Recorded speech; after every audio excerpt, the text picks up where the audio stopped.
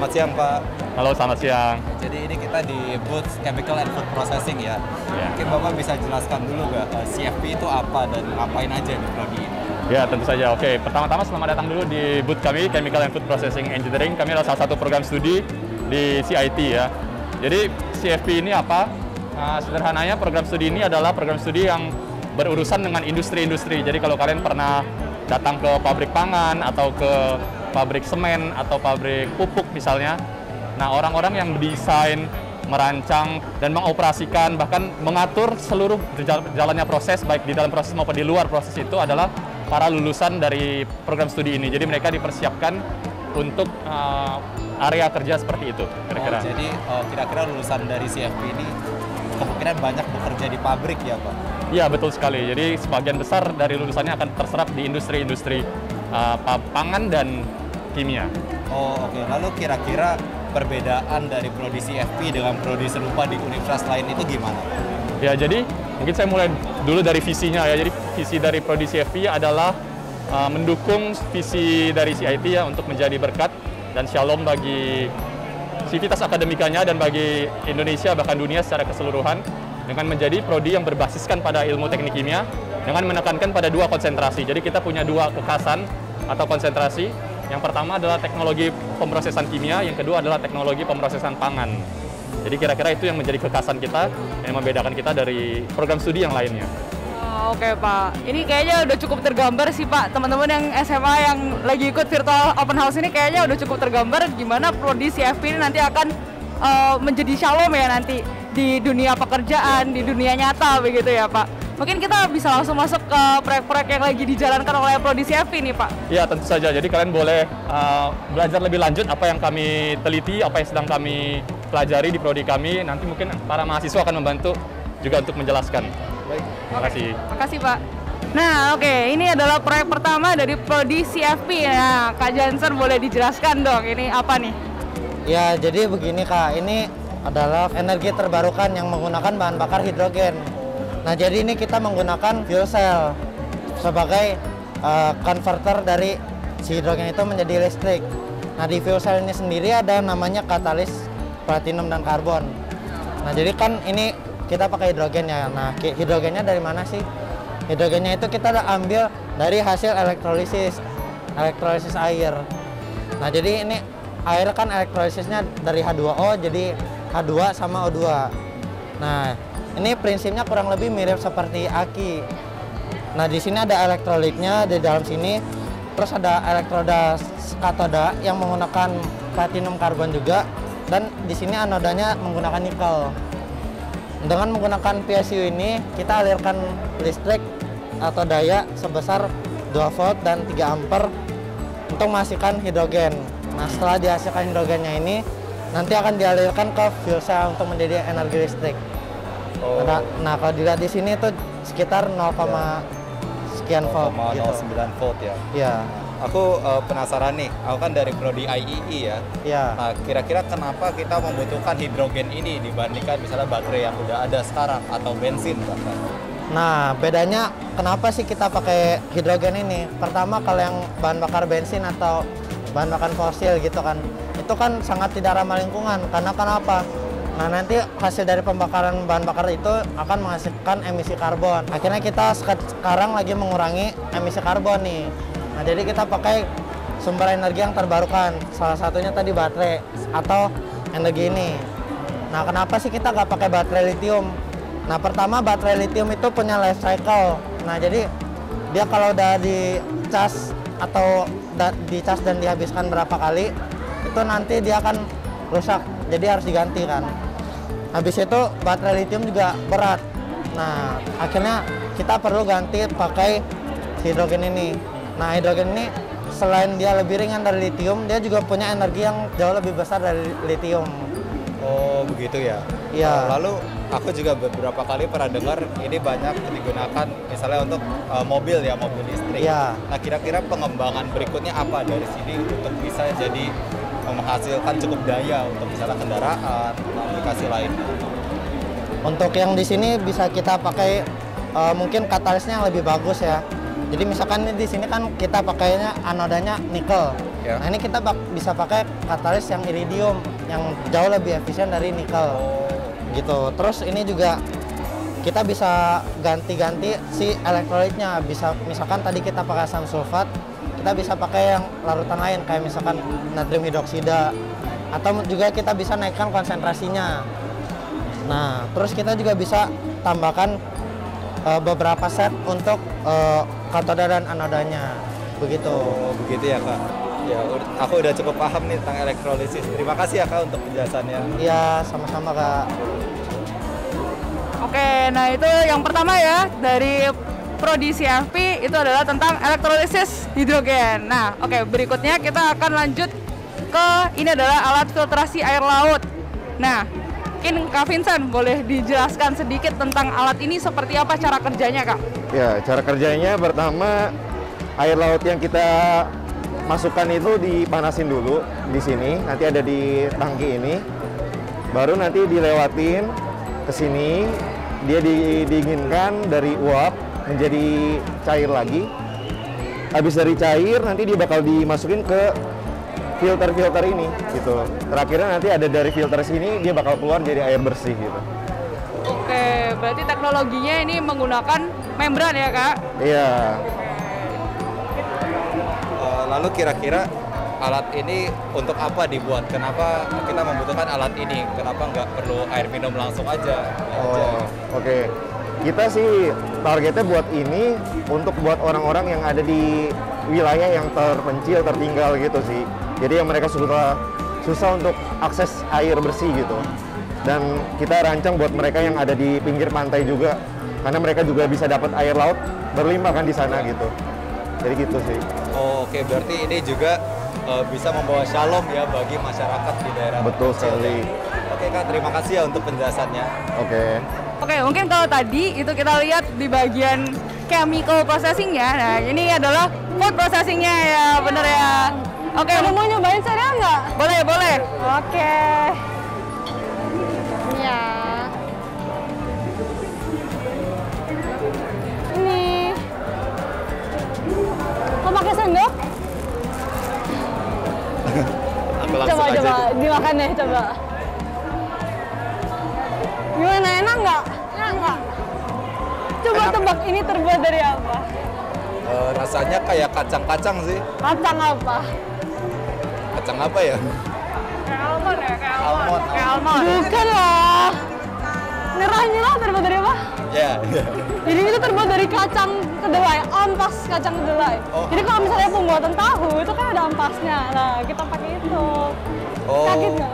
Nah, dari ampas itu gimana bisa jadi kedelai? Ampas itu kan sisa ya. Gimana buatnya sampai jadi sereal yang enak gini? Nah, ampas tahunya itu kita ambil, terus kita keringin, terus kita bentuk, dan kita oven. Nah, bisa jadi seperti ini, gitu. Oh, ternyata cukup simpel ya cara pembuatan yang akhir. Penasaran nggak kenapa kita pakai ampas tahu? Kenapa itu? Nah, penasaran nggak? Jadi di ternyata Indonesia ini ampas tahu kan ketersediaannya tuh banyak banget ya. Siapa yang nggak tahu di Indonesia? Semua orang kan pasti makan tahu. Yeah. Nah, setelah kita lihat ampasnya, ternyata dia tuh sangat kaya gizi. Kayak protein, kayak dietary fiber, serat gitu. Jadi kan sayang kalau dibuang. Mending kita olah itu karena ampas tahunya menjadi sereal seperti itu. Oh, jadi nggak hanya efisien tapi juga sehat ya ini? Benar Oh, sekali. oke. Terima kasih ya penjelasannya. Ini juga enak banget. Iya, thank you. Kasih. Permisi, Kak. Halo. Oke, bisa jelasin nggak di sini kombucha itu apa ya? Nah, jadi sebenarnya kombucha itu adalah salah satu teh fermentasi. Teh fermentasi. Nah, iya. Nah, kira-kira cara pembuatannya gimana? Apa yang membuat kombucha ini beda dari teh lainnya? Nah, cara pembuatannya itu adalah kita menggunakan SCOBY. Scooby. Nah, Apa itu, Kak? Nah, SCOBY ini itu adalah hasil simbiosis dari bakteri dengan ragi. Oh, jadi dia bakteri juga ya? Iya, betul. Nah, dari bakteri bukannya itu berbahaya? Apa sebenarnya ada yang sehat juga? Iya, betul. Bakteri memang ada bakteri yang jahat juga ada bakteri yang sehat. Nah, di sini kami menggunakan bakteri yang baik gitu. Oke, mungkin kalau bahas bakteri ini ada hubungannya sama biomedical science ya? Iya, betul. Oke, berarti ini salah satu produk kolaborasi lah ya? Iya, kolaborasi. Oke, mungkin kalau kolaborasi bisa lebih ditekankan nih, CFP-nya ada di bagian mananya nih? Nah, sebenarnya kalau misalnya CFP itu tuh di bagian prospek bisnisnya. Nah, jadi bagaimana, ini kan minuman sehat kan, jadi bagaimana kita membuatnya dalam skala yang besar gitu, skala industri. Bagaimana prosesnya mulai dari inletnya dan outletnya gitu. Oke, berarti lebih ke processingnya supaya bisa scale up ya? Iya, betul. Bisa sekali. jadi pabrik kombucha Iya, gitu ya? betul. Oke, sip-sip. Thank you, Kak. Iya. Oke, kita lihat ke proyek berikutnya nih, yang terakhir. Halo, Oke, halo, selamat datang di booth water filtration. Oke, water filtration ya. Ini Iya. kayaknya mirip-mirip sama yang tadi ya? Iya, tapi ini bedanya yang ini dia dari air keran menjadi air yang siap diminum. Oh, oke. Boleh dijelasin nggak ini proses flow-nya kayak gimana? Ya, jadi mulai dari air keran ya. Air keran ini kotor, banyak senyawa kimia ataupun bakteri-bakteri yang terkandung di air keran khususnya di Indonesia. Jadi yang pertama kita punya filter untuk sedimen-sedimen atau partikel-partikel yang ukurannya itu besar. Misalnya ada lumpur atau pasir, itu bisa difiltrasi di sini. Nah, kedua ada GAC dan CTO. Jadi dua ini adalah karbon aktif. Perbedaannya adalah yang GAC ini ukuran karbonnya itu lebih besar, sedangkan CTO ini ukurannya lebih kecil. Jadi CTO ini lebih efisien dari GAC. Fungsinya untuk apa? Fungsinya itu untuk menghilangkan zat-zat yang bisa membuat air keran tersebut mempunyai rasa ataupun bau. Nah, yang ketiga adalah filter utama dari sistem ini, yaitu reverse osmosis. Jadi reverse osmosis ini punya membran, di mana jika air diberi tekanan dan melewati membran tersebut, yang bisa lewat dari membran tersebut hanyalah air murni, molekul H2O-nya. Jadi sisanya itu di-drain kembali ke tangki utamanya di sini. Nah, tapi kenapa perlu ada filter-filter ini jika ini aja udah bisa cuma melewatkan H2O? Karena filter RO ini butuh maintenance yang mahal dan juga ini gampang tersumbat. Jadi perlu ada ini yang namanya pre-filter. Nah, sesudah itu ada post filter. Jadi ini ada karbon juga, dia untuk menghilangkan zat-zat yang mungkin masih ada tersisa dari RO. Dan juga yang terakhir ada mineral cartridge. Mineral cartridge ini untuk menambah kembali zat-zat mineral yang sebelumnya telah hilang karena telah difilter oleh RO. Nah, selanjutnya ada UV. UV ini dia bisa membunuh bakteri-bakteri yang mungkin masih ada dari air keran tersebut, sehingga terhasilkanlah air yang siap untuk diminum, seperti itu. Oh, oke, menarik ya. Jadi ada banyak alat untuk membuat air yang bisa diminum. Yeah. Nah, kira-kira kita gimana tahu nih kalau air yang di sini itu udah bisa diminum dibandingin air yang di sini? Nah, jadi kami ada alat tes namanya TDS meter, yaitu total dissolved solid. Jadi total dissolved solid itu adalah alat ini bisa mengukur banyaknya zat-zat lain yang masih terlarut pada air tersebut. Nah, jadi bisa dites sendiri. Coba. Ditekan hold. Ya. Nah, dapat dibaca itu 294 ppm. Sedangkan coba yang di sini. Air yang sudah difilter. Iya. Nah. Dan bisa dibaca itu lebih kecil ya angkanya. Iya, jauh lebih kecil, cuman 11 ppm. Itu menunjukkan bahwa sistem ini berfungsi dengan baik menyaring zat-zat yang ada di dalam air keran tersebut. Kalau nilai 11 ppm ini berarti udah aman ya untuk diminum? Iya, sudah sangat aman. Oh, oke. Ya. Sangat keren ya proyeknya. Terima kasih ya. Terima kasih. Ya. Setelah ini kita akan bergerak ke bus berikutnya.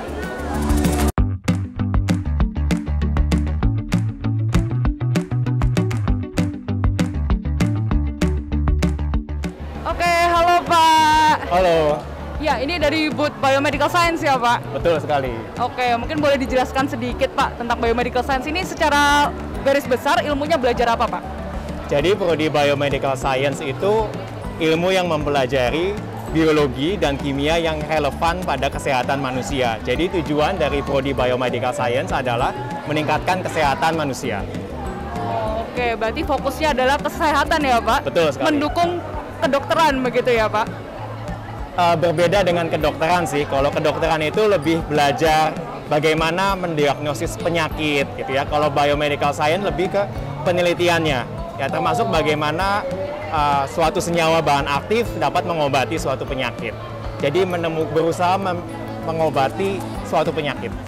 Oh, oke Pak. Lalu aku lihat di Biomedical Science ada Biomedicine dan Industrial Biotechnology ya. Iya, Nah, betul. Bisa dijelaskan nggak Pak bedanya apa dan kira-kira orang yang dari Biomedicine itu kerjanya kemana, dari Industrial Biotech itu kemana?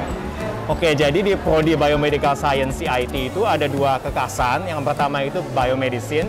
Jadi kekasan ini berfokus pada ilmu hayati yang berkaitan dengan penyakit, ya, agen-agen penyakit dan penyebarannya, serta bagaimana kita dapat melakukan pencegahan dan pengobatan terhadap penyakit-penyakit tersebut, terutama penyakit menular, ya penyakit menular tropis. Jadi lulusan dari Prodi Biomedical Science ya kalau mengambil kekasan Biomedicine itu bisa bekerja sebagai research assistant, asisten peneliti atau peneliti junior, lalu juga bisa bekerja di rumah sakit sebagai staf laboratoriumnya atau di klinis-klinis ya, di klinik-klinik kesehatan. Seperti itu. Lalu kekasan yang kedua adalah Industrial Biotechnology. Jadi kekasan ini berfokus pada bioteknologi dan juga ilmu-ilmu terkait yang bisa diterapkan untuk industri. Lalu khususnya industri pangan dan industri obat ya. Jadi lulusan dari Prodi Biomedical Science itu bisa bekerja di industri makanan, minuman ya, food and beverage. Lalu juga bisa di industri farmasi sebenarnya. Ya, jadi sebenarnya untuk lapangan pekerjaan dari Prodi BMS sebenarnya cukup luas ya. Oke Pak, terima kasih untuk penjelasannya. Kita mau lihat dulu ya proyek-proyek yang ada di Prodi Biomedical Science. Boleh, silakan dilihat-lihat nanti sama mahasiswa kami ya. Oke Pak. Oke, ini adalah proyek yang pertama dari Biomedical Science ya. Boleh dijelasin nggak? Ini namanya kombucha nih. Boleh dijelasin sedikit tentang kombuchanya Kak? Jadi kombucha ini merupakan hasil fermentasi dari bakteri dan ragi. Nah, di BMS ini kita belajar tentang bakteri, ragi mulai dari anatomi, fisiologinya, bahkan sampai ke proses fermentasinya hingga mendapatkan produk kombucha dan bahkan menghasilkan SCOBY seperti ini. SCOBY ini merupakan hasil simbiosis dari bakteri dan ragi. Selanjutnya, Oke, mungkin ini ya, karena Biomedical Science ini tadi berbicara tentang kesehatan ya. Nah ini kenapa dikembangkan nih? Apa hubungannya sama kesehatan nih? Nah, yang umumnya orang ketahui kan teh biasa. Nah, bedanya sama teh biasa itu nilai nutrisi dari kombucha itu lebih tinggi dan salah satunya mengandung probiotik. Probiotik itu merupakan bakteri baik yang bermanfaat bagi kesehatan. Pada umumnya itu orang tahu bisa menurunkan kadar gula darah, meningkatkan daya tahan tubuh, dan untuk kesehatan pencernaan. Selain itu, di BMS juga kita belajar yang namanya itu adalah suatu penelitian yang namanya gut-brain axis yang menghubungkan antara otak manusia dan usus manusia. Jadi, kondisi mikrobioma dalam tubuh manusia juga berpengaruh terhadap mood seseorang. Oke, itu ya, ada kesehatan mentalnya juga ya berarti ya. Ya, kami boleh coba nggak kombuchanya? Boleh. Oke. ini ada 2 jenis, ada teh ungu sama teh hijau. Kita coba dua-duanya kali ya. Boleh.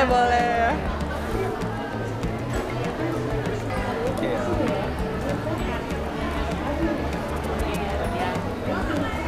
Nah, Wah, beda enak kan juga ya. sama teh biasa? Ada asam-asamnya. Ya, berasa asam ya. Itu dari fermentasi ya. Iya, benar. Nah, ini Oh, untuk teh hijau.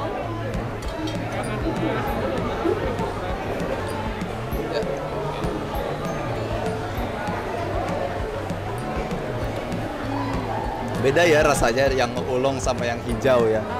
Oke. Bedanya gimana ya? Ini lebih manis atau Menurutku yang hijau lebih manis ya. Berarti rasa juga penting ya ini, dipikirkan juga oleh Biomedical Science ya. Ini berarti ada hubungannya juga sama food technology ya? Oke, mantap. Sip, thank you untuk tester dan juga informasinya ya. Oke, kita lanjut ke proyek berikutnya nih. Halo Kak. Halo. Ya, ini salah satu proyek dari Biomedical Science ya. Bisa Iya. dijelasin nggak? Ini lagi buat apa? Oh, jadi ini adalah percobaan yang membuktikan bahwa air yang bening itu ternyata nggak selalu layak dipakai loh. Ternyata dalam air bening itu bisa ada bakteri atau kuman. Nah, bakteri dan kuman itu bisa menyebabkan diare ataupun berbagai penyakit kulit. Nah, gimana caranya kita membebaskan air tersebut dari kuman itu? Nah, kita bisa pakai membran dan sinar ultraviolet. Nah, membran itu memiliki kerapatan yang sangat kecil sehingga bakteri akan tersangkut pada membran. Sedangkan sinar ultraviolet berfungsi untuk membunuh bakteri dengan cara merusak DNA-nya.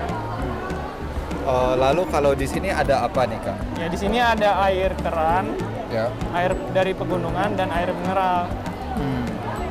Lalu aku penasaran kalau yang air keran bentuknya agak beda ya sama pegunungan. Itu bedanya di mana? Apakah jenis bakterinya atau apanya ya? Iya, perbedaan ini tuh sebenarnya bisa dari jenis bakterinya sih. Jadi kan ada bakteri itu memiliki berbagai macam bentuk, ada yang bentuknya bulat, ada yang bentuknya kotak, ada yang berbentuknya memanjang. Lalu kita bisa tahu nggak jenis bakterinya apa kalau di tampilan seperti ini? Nah, kalau dalam penampilan seperti ini kita sayangnya tidak bisa menentukan dia spesies apa sih. Dibutuhkan suatu media selektif untuk menentukan apakah dia itu bakteri apa. Oh, oke. Berarti ini cukup untuk mendeteksi saja keberadaan bakterinya gitu ya? Iya, betul. Oke, berarti ini salah satu penerapan dari ilmu biomedical science supaya kita bisa tahu nih. Jadi kayak air bersih, ternyata nggak semuanya bersih gitu ya untuk dikonsumsi. Air belum tentu bersih. Oke, sip. Berarti ini sangat bermanfaat juga ya, kita jadi tahu air pegunungan ternyata nggak sebersih yang kita kira ya. Iya, betul. Oke, sip. Thank you Kak untuk informasinya. Kita lihat ke proyek berikutnya. Halo. Oke. Di sini ada proyek apa ya dari BMS, Kak? Nah, sini tuh ada proyek yang namanya Rekayasa Genetika. Sebelumnya tau nggak sih tentang Rekayasa Genetika? Wah, belum tahu aku. Nah, Rekayasa Genetika itu kita mengedit bagian dari DNA yang kita inginkan.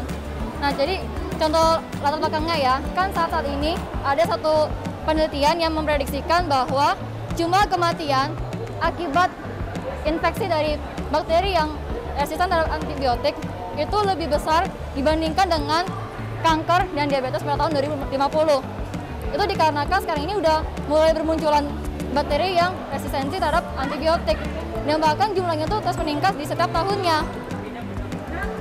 Tapi sayangnya jumlah produksi antibiotik itu semakin menurun di setiap tahunnya. Nah, CRISPR-Cas9 itu merupakan teknologi baru yang dapat dimanfaatkan sebagai antibiotik generasi baru. CRISPR-Cas9 ini dapat menghambat pertumbuhan bakteri penyebab penyakit, dan kita juga bisa menghilangkan sifat kekebalan antibiotik sehingga bakteri itu bisa dibunuh. Begitu. Oh, oke. Lalu CRISPR-Cas9 ini kira-kira cara kerjanya gimana dan gimana dia berbeda dengan antibiotik sebelumnya? Nah, CRISPR-Cas9 ini dia merupakan teknologi untuk mengedit gen. CRISPR-Cas9 ini terdiri dari yang namanya protein Cas9 yang fungsinya tuh sebagai gunting untuk memotong bagian dari DNA yang kita targetkan. Tapi DNA itu kan banyak dan panjang. Jadi untuk menuntun protein Cas9 ini perlu yang namanya guide RNA. Guide RNA ini dia akan sebagai penuntun supaya protein Cas9 dapat menempel di DNA yang tepat untuk dipotong. Setelah dipotong, kita bisa memasukkan DNA yang kita inginkan gitu. Oh, oke. Menarik juga ya caranya bisa memotong DNA ya. Jadi. Atau kalau dalam kasus ini kan ini sebagai antibiotik kan, kita bisa menggunakan CRISPR-Cas9 ini untuk memotong gen yang menyebabkan sifat kekebalan antibiotik tadi. Kalau gennya hilang, kita kan bisa membunuh bakteri yang tadi itu. Oh, oke. Menarik juga ya. Lalu CRISPR-Cas9 ini apakah kita udah bisa pakai sehari-hari, misalnya kita beli di apotek atau harus ke rumah sakit dulu atau apa dalam tahap pengembangan ya? Nah, satu hal yang perlu diketahui kalau CRISPR-Cas9 ini sebagai antibiotik itu masih dalam tahap penelitian di laboratorium. Jadi memang belum diuji secara klinis dan ya belum dipasarkan gitu. Itu dalam tahap penelitian. Kira-kira apa yang masih diteliti, apa yang dibutuhkan gitu supaya nanti kita bisa menggunakan ini CRISPR-Cas9 ini? Ya, jadi CRISPR-Cas9 ini dia diteliti kira-kira kalau seandainya dimasukkan ke dalam bakteri yang resisten terhadap satu antibiotik itu efisiensinya seberapa persen gitu. Oh, oke. Cukup jelas ya.